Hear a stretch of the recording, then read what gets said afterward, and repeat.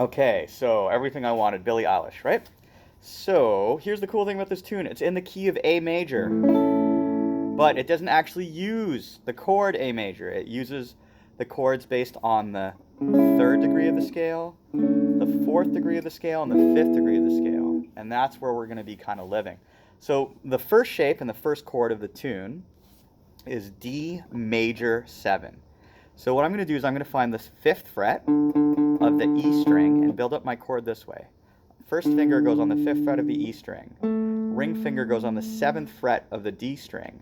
Middle finger goes on the 6th fret of the G string. And then finally my pinky goes on the 7th fret of the B string. And if you want to make a bar with your first finger across that 5th fret and grab that higher note, you can, or just make it a 4-part chord. That'll work too. Alright, so that's chord number 1. Then we're going to go to just a straight up E major chord. So I'm going to take my first finger and move it over to the 7th fret, and then I'm going to take my middle finger and bar across the 9th fret on the G, B, on the D, G, and B strings. That's the key to this sound. So this finger, 9th fret, middle finger barring on the D, G, and B strings, and my first finger goes on the 7th fret.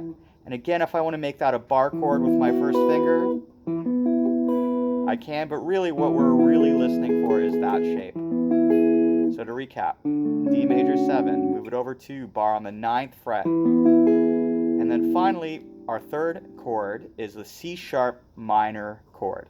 So I'm going to take my first finger, go to the 4th fret of the A string, and then ring finger on the 6th fret of the D string, pinky on the 6th fret of the G string, and then the key to this whole chord is middle finger on the 5th fret of the B string. And that's the shape.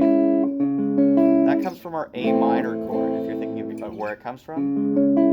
And then finally, to get back to where we started for the last chord, I'm going to go back to my D major 7. So here it is all in a row.